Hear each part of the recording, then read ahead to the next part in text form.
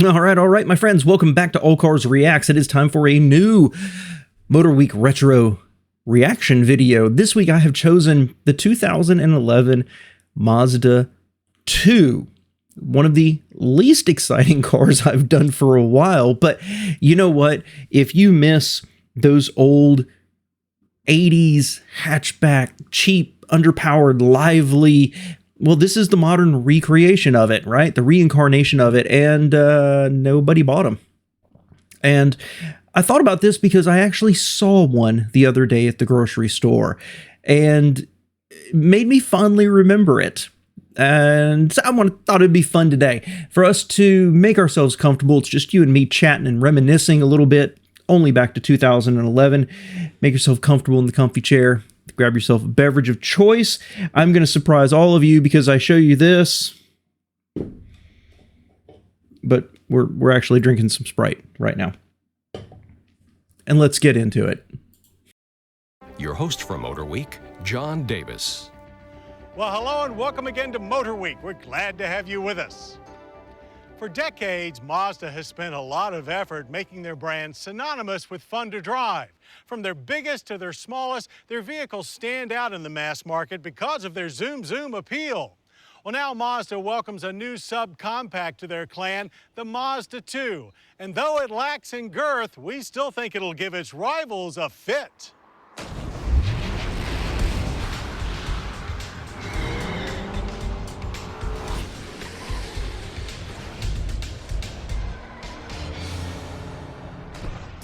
First launched in 2007, the small Mazda 2 has made a big splash in Europe, South America, Asia, and even down under. Now, finally for 2011, a refreshed Mazda 2 arrives on U.S. shores, ready to inject both sporty spirit and style into the American subcompact segment. The Mazda 2 joins Ford's new Fiesta in that goal and indeed shares the same blue oval architecture. But the new 5-door Mazda 2 wears dimensions that are even more concise, being about 4.5 inches shorter than the comparable Fiesta. At just over 2,300 pounds, the Mazda 2 is also lightweight, beating Fiesta as well as the Nissan Versa, Toyota Yaris, and even the Honda Fit. Available in sport and touring trims, all U.S.-bound Mazda 2s share an athletic, forward-leaning stance that make it appear ready to spring into action. Elongated headlamps above Mazda's smiley face grille make its origin obvious. Available fog lamps are nicely tucked into teardrop corner cutouts. They lead the eye to standard 15-inch wheels in both steel and alloy.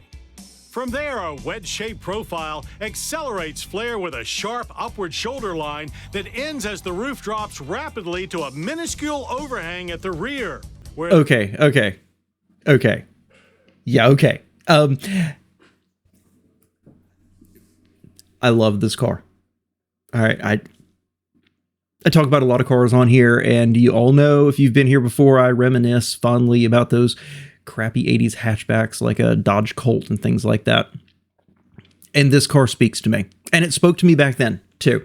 I say I love it, but there's elements of the styling that I really find unattractive. I love, at the front, I love the big Mazda-shaped grille, and I do like how they pointed out that the fog lamps get their own little housing. They're almost hidden away. You don't really notice them almost until somebody points them out to you. I don't love the elongated headlamps.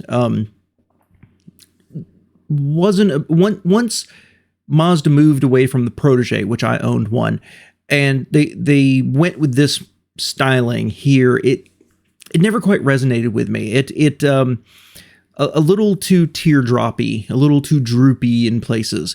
And I really, really, really dislike that tiny, tiny little grille with the little Mazda logo. This is a small car, but you can still make a small car look more substantial, and they went in the different direction with it. They could have given it something at the front, and they really didn't. And then at the back, same thing with these tail lights. They don't quite do it for me. I don't hate them. They just don't quite do it for me. But overall, the package, I love it. I know it's based on a Fiesta, and I love the Fiesta. My wife despises them, but I loved the Fiesta, and I thought it was exactly what you would want. It was relatively lightweight, and it was tossable, and it was fun. Didn't have a ton of power. I drove a base engine one. But still good packaging overall. The problem is that if you remember, I had a Versa hatchback, and like the Fit, the Honda Fit there, and this always felt a class down. I loved it, but couldn't part money to get one. I didn't see the point, and I regret it. I'll be honest with you. The large hatch more than dominates. A standard rear wiper washer keeps the big glass clear, while touring trim adds a hatch top spoiler and chrome exhaust. The front-wheel drive 2 sports only one engine for the U.S., a judicious 1.5-liter four-cylinder producing 100 horsepower and 98 pound-feet of torque. That's less than even the Yaris. Still, the Mazda i4 is well matched to the standard 5-speed manual and optional automatic, albeit with only 4 gears. Regardless, we found it scooted along nicely in and around the city limits of Montreal, darting around traffic in an easy and fun manner. Even from a stop, it moved off with plenty of confidence and no hesitation.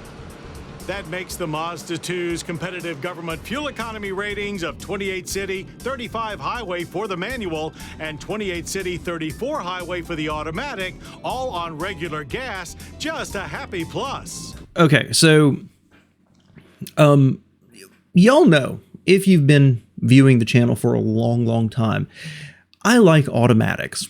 And I'm frequently criticized for it, that there's a lot of cars and people are, you know, when I say I'd rather just get an automatic, you know, people are like, oh, how could you not have the 5-speed? How do you call yourself a fan of cars if you don't want? Well, because I have spent hundreds or thousands of hours sitting in traffic holding a clutch down, and I'm sick of it.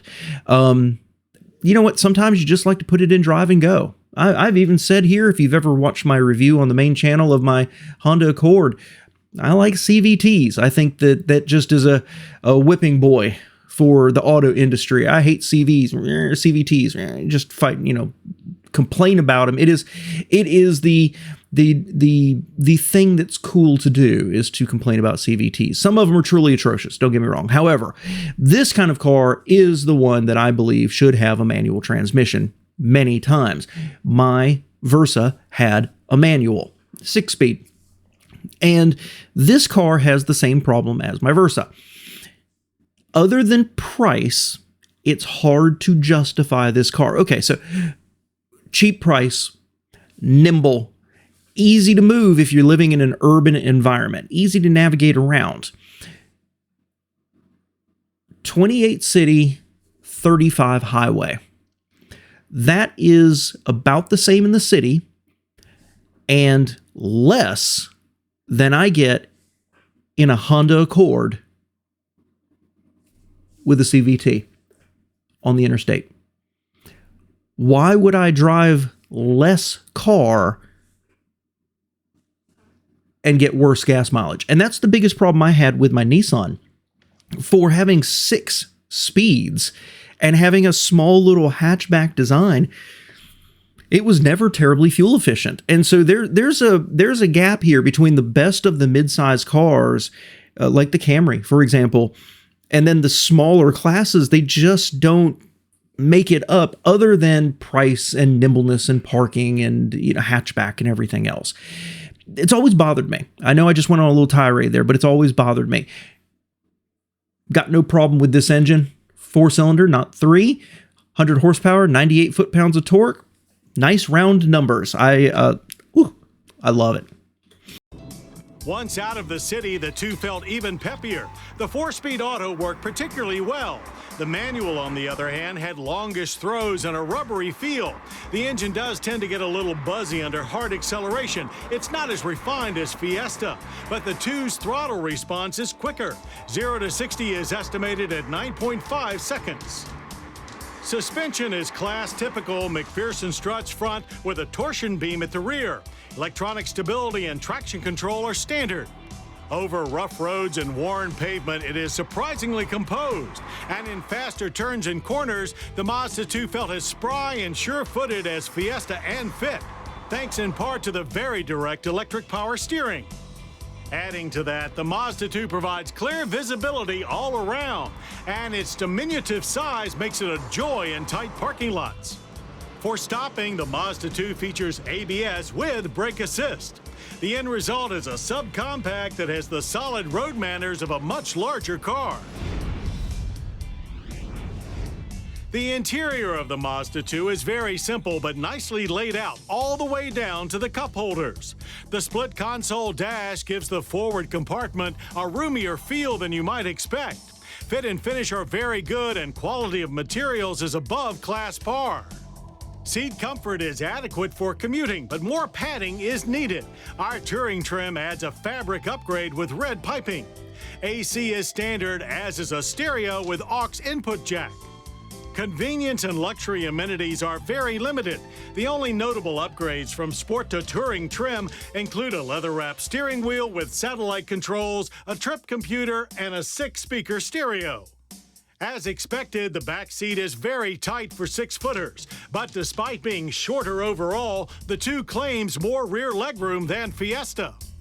The standard 60/40 split-folding seats add fine versatility with easy-to-use seat-top releases. Cargo room, 13.3 cubic feet seats up, 27.8 seats down, is reasonable for a subcompact. If you need more, check out the Honda Fit. Yeah, so they are damning this car with very faint praise. I guess let's start at the front. If you take the old 80s, 90s dashes where the Japanese really made a name for big castings instead of a bunch of little parts like many of the American manufacturers were doing, and then you updated that to 2011 here, I think this is what you would end up with. It's simple, it's clean, looks like high quality plastics, and they said it was above par. Not sure exactly what that means, but to me, this is a lot more attractive than like the Yaris, for example. I don't love the stereo controls. That is super, super nitpicky. That circular looks like a CD. Just kind of gimmicky to me, but that's a very minor complaint. But along the way, they're like, oh, there's not much luxury options.